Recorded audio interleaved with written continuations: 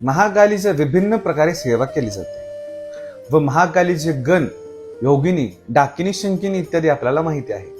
परंतु मित्रांनो, तुम्हाला हे माहिती आहे का, हे काय आहे? याला सियाज असं म्हणलं जातं. जिथे जिथे कालीचा वास असतो, दक्षिण भागामध्ये या सियाजची पूजा महाकालीजवळ ठेवून केली जाते. हा एक महाकालीचा गण देखील आहे व त्याच सोबत महाकालीला अतिप्रिय असणार हे सियाज आपल्यावरती जर काली किंवा बंगालवरून तंत्र होत असेल किंवा अशा गोष्टी कळत असतील की बंगाली तंत्र तुमच्यावरती केलेलं आहे, तर हा सियाज जो आहे तो आपल्या देवघरात पूजेसाठी अवश्य आणावा.